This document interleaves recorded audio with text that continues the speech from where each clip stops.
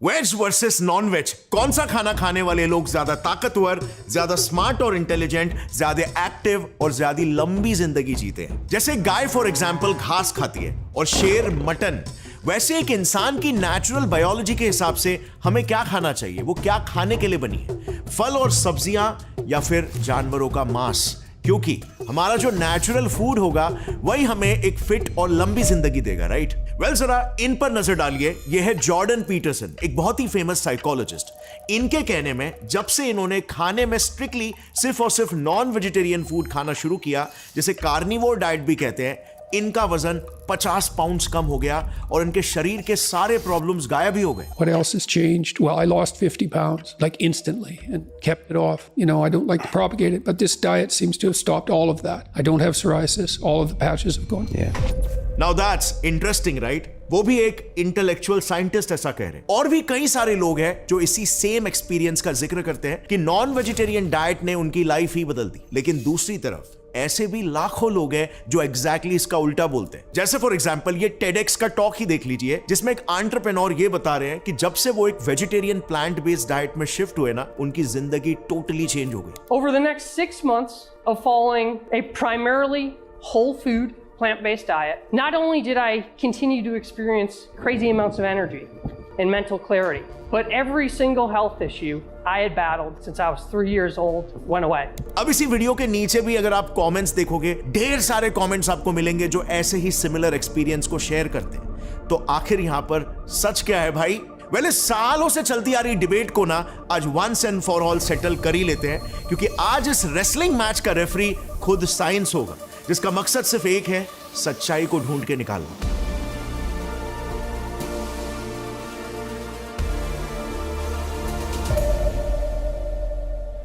And honestly speaking इसे settle करना ही होगा हमें, क्योंकि आजकल कई लोग सोशल मीडिया से हाफ इंफॉर्मेशन लेकर अपने फेवरेट इन्फ्लुएंसर्स से इन्फ्लुएंस होकर एक्सट्रीम डाइट्स पर भी जा रहे हैं, जो उनकी जान तक ले रहा है। जैसे फॉर एग्जांपल ये केस ले लो जो लास्ट ईयर हुआ। एक 39 इयर्स के रशियन फूड इन्फ्लुएंसर ज़ाना सैमसोनोवा अचानक से वन फाइन डे चल बसी, और जब पोस्टमार्टम की रिपोर्ट सामने आई तो पता चला she was severely malnutrition. और वजह जानते हो क्या थी? वेजिटेरियन छोड़ो, स्ट्रिक्ट वीगन डाइट। मैडम एक हेल्दी लाइफस्टाइल प्रमोट करने के चक्कर में पिछले कुछ टाइम से एक स्ट्रिक्ट वीगन डाइट को फॉलो कर रही थी, बिना उसके प्रोज एंड कॉन्स को जाने। एटलीस्ट 60% वेजिटेरियंस को already stage 3 vitamin B12 deficiency है, जो उनमें brain dysfunction, depression, memory problems या इवन अल्जाइमर्स जैसे साइकियाट्रिक और न्यूरोलॉजिकल डिसऑर्डर्स डेवलप कर सकते हैं। सो क्या वेजिटेरियन डाइट वाकई में एक फ्लॉड डाइट है? अगर ऐसा है तो ऐसा क्यों है कि जब हम फ्रूट्स खाते हैं तो वो हमें एकदम मीठा टेस्ट होता है? यानी कि बेसिकली टेस्ट के थ्रू हमारा बॉडी हमें ये सिग्नल दे रहा है कि ये खाओ, ये और खाओ, ये आपकी सेहत के लिए अच्छा है। बट कच्चे मीट को ऑन दी अदर हैंड बिना कुक किए हम गले से भी नीचे नहीं उतार सकते।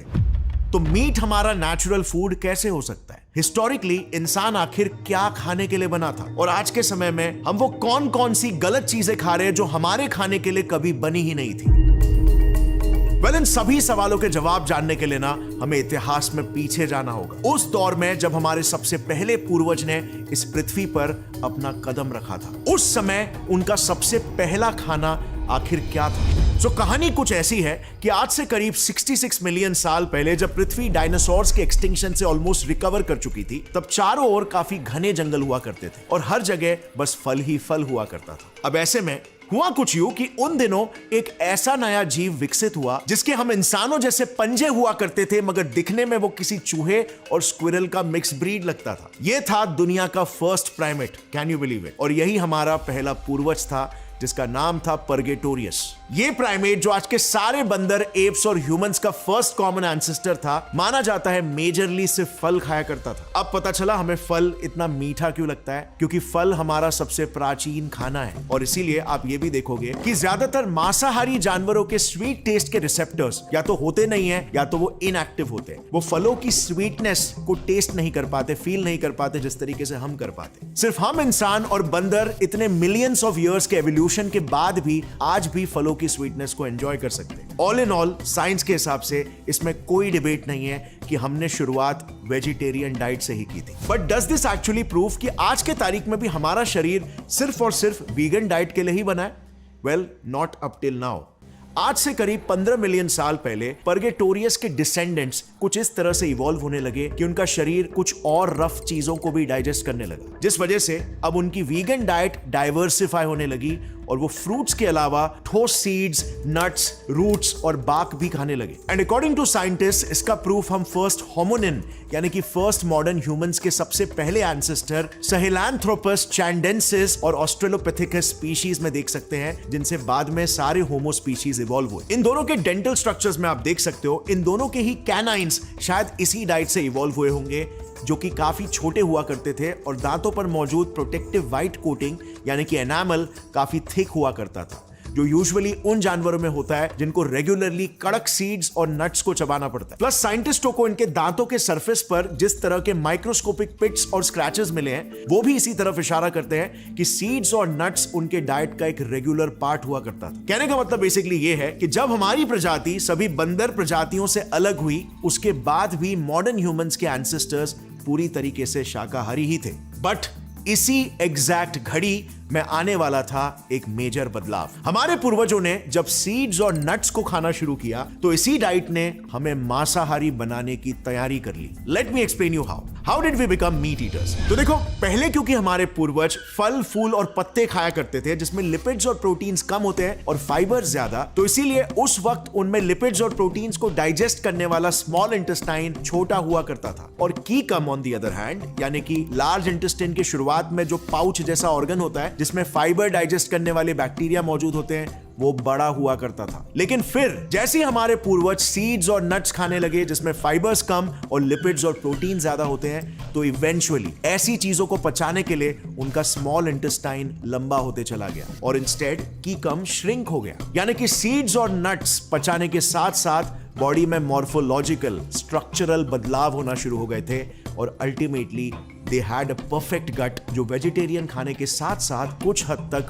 मांस को भी पचा सकता था। पर ऑब्वियसली अब यहां पर मांस पचाने की क्षमता होना एक बात होती है और एक ही नजर में किसी चलते फिरते जीव को अपने नाश्ते के तौर पर देखना एक कंप्लीटली अलग बात होती है। नेचुरली हमारे पूर्वजों को एक ट्रिगर की जरूरत थी जो उन्हें मजबूर करता शिकार करने के लिए, और ये ट्रिगर मिला आज से कुछ 2.5 मिलियन साल पहले, जब पृथ्वी पर एक मेजर बदलाव आया और घने फ्रूट से भरे जंगल खुले ग्रासलैंड्स में तब्दील हो गए। उन दिनों हर साल जनवरी से अप्रैल के बीच सूखा पड़ता था। उसमें कुछ हमारे पूर्वज ऑस्ट्रेलोपिथेकस स्पीशीज कॉल्ड रोबस्ट ऑस्ट्रेलोपिथ्स मजबूरी के बाद भी शिकार करना अवॉइड कर रहे थे और उसकी जगह पे लो क्वालिटी के प्लांट्स खा के गुजारा कर रहे थे, जिसके वजह से वो इवेंचुअली विलुप्त हो गए। लेकिन उसी दौरान ऑन द अदर हैंड कुछ ऐसे भी ऑस्ट्रेलोपिथ्स थे जो वैसे वक्त में मरे हुए जानवर और कीड़े मकोड़े खाना सीख गए, और इससे उनका गट, जो पहले नट्स खाके सिर्फ चर्बी पचाने के लिए अडेप्ट हुआ था, वो अब धीरे धीरे करके हाई प्रोटीन डाइट को भी पचाने लगा। और एग्जैक्टली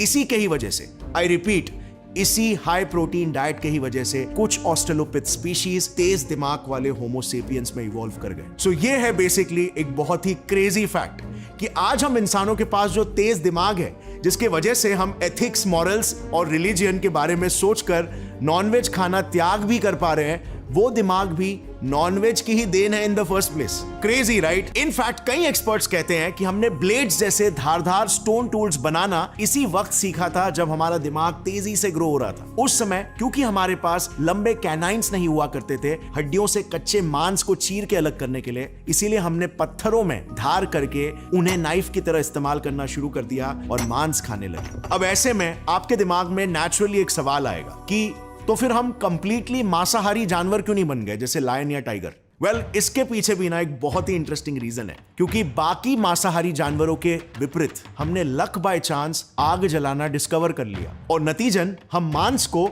पका के खाने लगे। यानी कि हमारे पेट को कच्चा मांस खाने वाले जीवों की तरह इवॉल्व होने की जरूरत ही नहीं पड़ी, और इसीलिए ही आज तक हमें कच्चे मांस का स्वाद पसंद नहीं है, लेकिन पके मीट से नॉनवेज खाने वाले लोगों के मुंह में पानी आ जाता है। सो टेक्निकली अगर एवोल्यूशन के पर्सपेक्टिव से देखें तो ना ही हमारा शरीर स्ट्रिक्ट वीगन डाइट के लिए बना है और ना ही स्ट्रिक्ट नॉन वेजिटेरियन डाइट के लिए। हमारे बॉडी की मॉर्फोलॉजी के हिसाब से हम वेज हो या नॉन वेज दोनों खा सकते हैं बैलेंस न्यूट्रिशन एक्रू करने के लिए, और इसीलिए कोई वेजिटेरियन या नॉन वेजिटेरियन एक दूसरे को ये नहीं बोल सकता कि आप कुछ ऐसा खा रहे हो जो प्रकृति ने आपके लिए बनाया ही नहीं है, because as paradoxical as it may sound, हम वेज खाने की वजह से ही नॉन वेज बने और फिर हमें मीट नहीं खाना चाहिए, इतना सोच पाने वाला दिमाग भी हमारा मीट खाने की वजह से ही डेवलप हुआ। सो अब क्योंकि आपके पास थोड़ा सा हिस्टोरिकल और साइंटिफिक बैकग्राउंड है, सो नाउ लेट्स अंडरस्टैंड कि वेजिटेरियन और नॉन वेजिटेरियन डाइट में से कौन सी डाइट हमारे शरीर और हेल्थ के लिए सबसे बेस्ट है। सो इसके लिए हम दोनों डाइट्स को ना 4 अलग पैरामीटर्स में साइंटिफिकली कंपेयर करेंगे to decide the ultimate winner. Cool, then let's start. First parameter है स्ट्रेंथ। क्या लगता है आपको, वेज इंसान ज्यादा ताकतवर होगा या एक नॉन वेजिटेरियन इंसान? देखो इस केस में ना 19th सेंचुरी के एक जर्मन बॉडी बिल्डर है यूजीन सैंडो करके, काफी फेमस है, आपने सुना भी होगा इनके बारे में। उन्हें father of modern body building कहा जाता है। ही ऑलवेज सेड कि एक हाई मीट वाला डाइट जिसमें अंडे, दूध जैसे बाकी एनिमल प्रोडक्ट्स भी इंक्लूडेड है, वो हमेशा बेस्ट होती है for muscle growth and for strength. और इस क्लेम को आज 21st सेंचुरी की एक स्टडी भी काफी स्ट्रांगली बैक करती है। Journal of international society of sports nutrition में पब्लिश्ड ये स्टडी कहती है कि एनिमल डिराइव्ड वे प्रोटीन्स में शाकाहारियों के प्रोटीन सोर्सेज जैसे फॉर एग्जांपल सोय प्रोटीन से एटलीस्ट 30% ज्यादा एमिनो एसिड्स होते हैं, बोथ एसेंशियल और ब्रांच चेन्ड एमिनो एसिड्स। और इसीलिए पोस्ट वर्कआउट मसल रिपेयर में एनिमल डिराइव्ड प्रोटीन्स हमेशा प्लांट डिराइव्ड प्रोटीन से बेहतर होते हैं। प्लस 2016 के एपिक ऑक्सफोर्ड स्टडी ने भी इसे कंफर्म किया है कि मसल मास को मेंटेन करने के लिए मीट ईटर्स के पास एक एडेड एडवांटेज होता है ओवर वीगन्स। और इसीलिए जॉर्डन पीटरसन का भी एक्सपीरियंस एक कार्निवोर डाइट में कुछ ऐसा ही रहा। पर रियलिस्टिकली स्पीकिंग मसल से भी ज्यादा ताकत हमारी हड्डियों पर निर्भर करता है, राइट? क्योंकि अगर आप पतले हो फिर भी आप एक गैस सिलेंडर उठा सकते हो इफ यू पुश योरसेल्फ। लेकिन अगर आपको लेट्स से आर्थराइटिस या बोन कैंसर जैसी कोई बोन डिजीज है, फिर चाहे आप कितने भी मस्कुलर क्यों ना हो, फिर भी एक सिंपल से सूटकेस को भी आप नहीं उठा पाओगे। सो बोन्स के स्ट्रेंथ के लिए आखिर कौन सी डाइट बेहतर है? वेल, लैंसेट जैसे रेप्यूटेड जर्नल्स में ऐसे बहुत सारे केसेस रिपोर्टेड है जिसमें लोगों को कैल्शियम डेफिशिएंसी की वजह से सिवियर ऑस्टियोपोरोसिस हो गए, यानी कि हड्डियां खोखली होने लग गई, जिससे उनमें फ्रैक्चर्स का रिस्क 30% से बढ़ गया। जानना चाहोगे वो किस टाइप की डाइट ले रहे थे? वेल, वो सारे के सारे वीगन्स थे, क्योंकि वीगन खाना खाने से उनके शरीर को रोज सिर्फ 500 से 700 मिलीग्राम कैल्शियम मिल रहा था, which is literally half of what your body needs on a daily basis. But यहां पर ना मेरी रिसर्च में एक बहुत ही इंटरेस्टिंग केस सामने आया आज से करीब 2000 साल पहले का। सो जो रोमन ग्लैडिएटर्स होते थे ना, उनको हमेशा एक वेल प्लान्ड वेजिटेरियन डाइट पर रखा जाता था, और ये सभी वॉरियर्स यानी कि तगड़े योद्धा हुआ करते थे। सो वो अपने आप को स्ट्रॉन्ग कैसे रख पाते थे? वेल, इट टर्न्स आउट कि कैल्शियम की कमी पूरा करने के लिए उनके डाइट में थोड़ा सा ऐश यानी कि राख ऐड किया जाता था, और प्रोटीन्स की कमी को पूरा करने के लिए उन्हें बार्ली, बीन्स, ड्राई फ्रूट्स ऐसे मल्टीपल प्रोटीन सोर्सेस खिलाए जाते थे, ताकि एक सोर्स में जो एमिनो एसिड्स की कमी है वो दूसरे सोर्स से पूरी हो सके। यानी कि बेसिकली कंक्लूजन ये है कि स्ट्रेंथ के केस में non vegetarian diet is slightly better than veg diet, क्योंकि कंप्लीट सोर्स ऑफ न्यूट्रिशन मिल जाता है। लेकिन अगर आप एक वेजिटेरियन हो और थोड़ी प्लानिंग से multiple plant based protein sources consume करते हो जिसमें कैल्शियम की मात्रा भी ज्यादा है, तो आप फिर भी गुड टू गो रहोगे। बट इंपॉर्टेंट ये है कि ये अवेयरनेस हर वीगन या वेजिटेरियन में होनी चाहिए, और अपने डाइट को उस हिसाब से आपको एक्टिवली क्राफ्ट करना होगा। वीगन डाइट को चांस के भरोसे छोड़ना यहां पर अपने हेल्थ को चांस के भरोसे छोड़ने जैसा हो। अब बात करते हैं सेकेंड पैरामीटर की, जो है परफॉर्मेंस, जिसमें आता है एंड्योरेंस और स्टैमिना। अब इसमें आपको क्या लगता है कौन जीतेगा? चलो देखते हैं। सो एक अमेरिकन अल्ट्रा मैराथनर है स्कॉट जुरेक करके। इन्होंने 161 किलोमीटर्स का वेस्टर्न स्टेट्स एंड्योरेंस रन और 217 किलोमीटर्स का bad water ultra marathon run दोनों जीता है। उन्होंने अपनी एक बुक ईट एंड रन में ये कहा कि उन्होंने ये सारे अल्ट्रा मैराथन्स एक प्लांट बेस्ड डाइट की वजह से जीते। सिमिलरली मेक्सिको के जो टारा ह्यूमारा लोग होते हैं, जिनको स्पेसिफिकली उनकी लॉन्ग डिस्टेंस रनिंग एबिलिटीज के लिए दुनिया भर में जाना जाता है, वो भी ज्यादातर डाइट में कॉर्न, बीन्स, स्क्वैश और चिया सीड्स जैसे फूड्स खाते हैं। अब आखिर ऐसा क्यों? वेजिटेरियन डाइट का स्टैमिना और एंड्योरेंस से क्या रिलेशन है, और नॉन वेजिटेरियन डाइट में क्या डिसएडवांटेज है? तो मेनली इसके दो रीजंस हैं। एक है डिहाइड्रेशन और दूसरा है एनर्जी यूटिलाइजेशन। डिहाइड्रेशन इसीलिए बिकॉज शरीर में जब प्रोटीन्स मेटाबोलाइज होते हैं तो उससे यूरिया बनता है एज अ बाय प्रोडक्ट, और यूरिया को एज यू नो एक्सक्रीट कराने में बहुत ज्यादा पानी लगता है। अब non veg diet being a high protein diet, वो शरीर का बहुत सारा पानी वेस्ट कर देता है, और इसीलिए जल्दी डिहाइड्रेट होने की वजह से लोग एंड्योरेंस एक्टिविटीज में ज्यादा देर तक टिक नहीं पाते। एक और एक इंटरेस्टिंग फैक्ट यहां पर यह है कि vegetarian diet high carbohydrate diet होता है, और 1 ग्राम कार्बोहाइड्रेट 3 ग्राम वाटर को बॉडी में रिटेन करता है। तो आपको एक्स्ट्रा हाइड्रेशन प्रोवाइड करता है, जो कि आपको लॉन्ग डिस्टेंस रन में काम में आता है। अब बात करते हैं दूसरे रीजन की, जो है एनर्जी एफिशिएंसी की। अगर मैं स्टैमिना की बात करता हूं तो आपके दिमाग में कौन सा जानवर आता है? आपके दिमाग के घोड़े दौड़ने लगते हैं, राइट?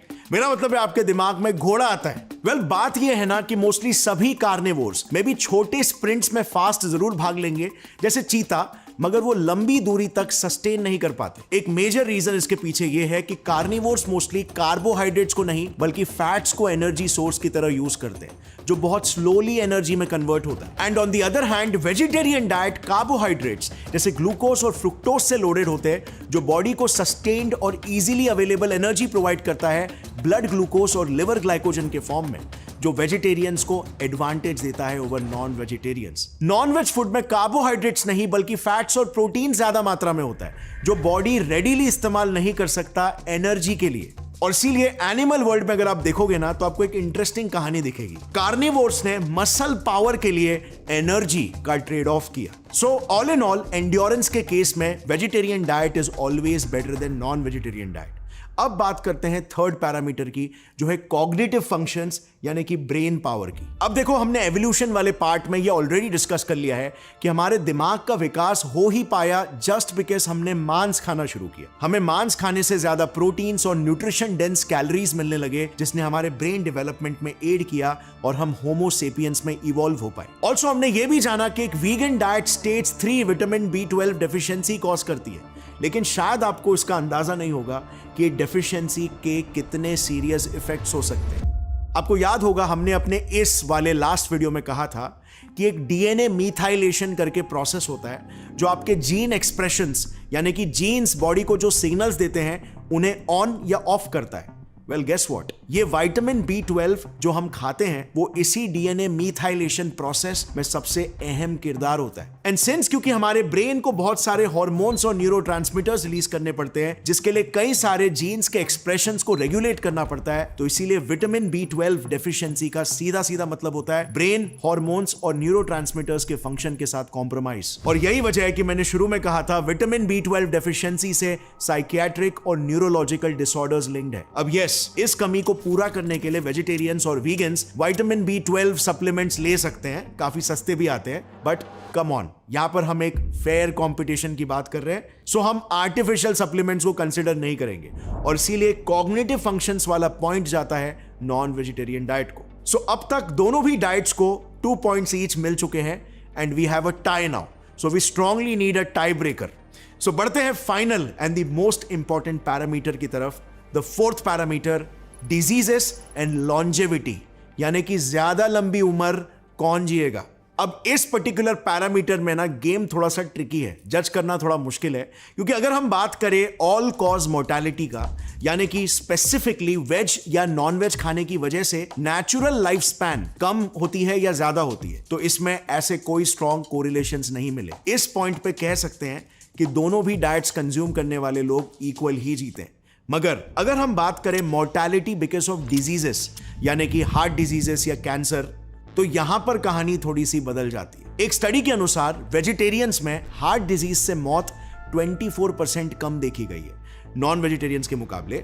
लेकिन इसमें भी एक छोटा सा ट्विस्ट आ जाता है, ये heart diseases mostly red meat से कोरिलेटेड है, क्योंकि फॉर एग्जाम्पल इन्हीं स्टडीज में ही ऐसे भी लोग पाए गए हैं जो सिर्फ फिश खाते थे, नॉट अदर मीट, उनमें हार्ट डिजीजेस से मरने वाले लोग वेजिटेरियन से भी 10% कम है। So total 34% less than other meet eaters. So at least heart diseases के केस में इन जनरल कोई एक स्पेसिफिक कैटेगरी ऑफ डाइट घातक है ऐसा नहीं कह सकते, आपको बस ऑप्शंस को स्मार्टली चूज करना होगा। मगर नॉन वेज फूड्स में इन जनरल एक प्रॉब्लम है जो थोड़ी कंसर्निंग है। साल 2012 में कुछ रिसर्चर्स ने जब हमारे डाइट का हमारे स्ट्रेस हार्मोन लेवल्स पर क्या असर होता है ये जानने की कोशिश की, तो पता चला ऐसे डाइट्स जिनमें सैचुरेटेड फैट्स और प्रोटीन्स डेंसली पैक्ड होते हैं, जैसे कि मीट हेवी डाइट्स, उन्हें रेगुलरली कंज्यूम करने से हमारे शरीर में स्ट्रेस हार्मोन कॉर्टिसोल ज्यादा रिलीज होता है। इसका डायरेक्ट मैकेनिज्म तो अब तक रिवील नहीं हुआ है, बट कुछ स्टडीज मानते हैं कि पॉसिबली हाई सैचुरेटेड फैट्स और प्रोटीन्स हमारे डाइजेस्टिव सिस्टम को ओवरलोड कर देता है और इसीलिए स्ट्रेस हार्मोन्स रिलीज होते हैं। ऑल्सो एंड मोर इंपॉर्टेंट, ये साइड इफेक्ट सिर्फ आप तक ही सीमित नहीं रहता। स्टडीज में एक इंटरेस्टिंग ऑब्जर्वेशन पाया गया कि प्रेग्नेंट वुमेन जो रेगुलरली मीट खाती है, बीट रेड मीट और फिश, उनमें तक ये देखा गया कि उनके बच्चे हाई बीपी के साथ पैदा होते हैं because of high cortisol levels. Plus there is a risk of cancer as well. International agency for research on cancer और WHO दोनों ने रेड मीट यानी कि बीफ, पोक, गोट, लैम्ब, हॉर्स, इनको कई सालों से पॉसिबल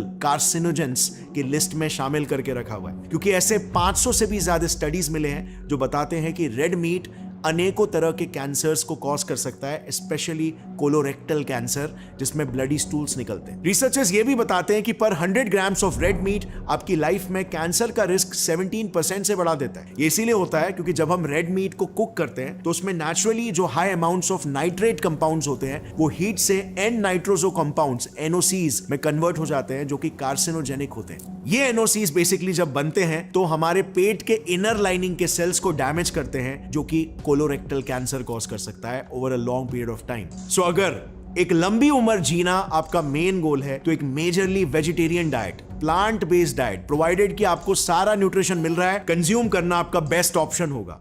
वेज डाइट में एंटीऑक्सीडेंट्स, फाइटोकेमिकल्स और फ्लैवेनॉइड्स भी भर भर के होते हैं जो कैंसर्स और क्रॉनिक इन्फ्लेमेशन से हमें प्रोटेक्ट करते हैं। लेकिन नॉन वेजिटेरियंस, आप लोग ना जितना हो सके रेड मीट को अवॉइड करो, क्योंकि मैं कहूंगा नॉन वेजिटेरियंस में 80% डिजीजेस यही रेड मीट की वजह से होती है। चिकन और फिश जैसे लीन मीट्स मॉडरेशन में खाना हेल्दी है और एक्चुअली में हमारे शरीर के हिसाब से रिक्वायर्ड भी है। B12 के लिए चिकन लिवर्स बेस्ट सोर्स होते हैं, जैसे फॉर एग्जांपल। सो गाइस, इस फाइनल राउंड का विनर कौन सा डाइट होना चाहिए? आपको क्या लगता है? I want you guys to conclude. मैंने सवाल नीचे पिन कमेंट में भी पूछ लिया है, सो सपोर्ट करने के लिए वेज या फिर नॉन वेज नीचे लिखना। देखते हैं किसको ज्यादा लाइक्स मिलते हैं। लेकिन जाने से पहले मैं बस एक लास्ट मैसेज देना चाहूंगा, हाथ जोड़कर आप जो भी डाइट कंज्यूम करोगे इतना मेक श्योर करो एक्सट्रीम्स में मत ले जाओ। अगर आप वीगनिज्म चुन भी रहे हो तो एटलीस्ट मेक श्योर करो कि आपको सप्लीमेंट्स के थ्रू वो सारे न्यूट्रिएंट्स मिल रहे हैं। हालांकि कई डॉक्टर्स और न्यूट्रिशनिस्ट के अनुसार वीगन डाइट में इवन सप्लीमेंट से भी न्यूट्रिएंट्स लेना फिर भी काफी चैलेंजिंग है। ऐसे बहुत सारे न्यूट्रिएंट्स हैं जो वीगन डाइट में लैकिंग है, जैसे omega 3 fatty acids, iron containing heme groups, zinc, calcium, creatine, carnosine, taurine etcetera. ये न्यूट्रिएंट्स आपको वीगन डाइट से सफिशिएंट क्वांटिटी में नहीं मिलते और इनकी डेफिशिएंसी आप में anaemia, weak bones, muscle wasting और ऐसे सैकड़ों कंडीशंस क्रिएट कर सकती है। So craft your diet accordingly. Be more proactive with planning your diet. Don't forget, at first we make choices and then our choices make us. And this holds most true with what we eat. So friends, अगर इस video से आपको कुछ भी नया सीखने मिला तो जितना हो सके इस वीडियो को अपने फ्रेंड्स और फैमिली मेंबर्स के साथ शेयर करो। Let's spread scientific education of our diet and nutrition. और इंडिया में हमें मिलकर एक साइंटिफिक टेम्परामेंट तो डेवलप करना ही है जो हम सब मिलकर ही कर पाए। Thanks for watching. See you another time. तब तक के लिए stay fit and take care. जय हिंद।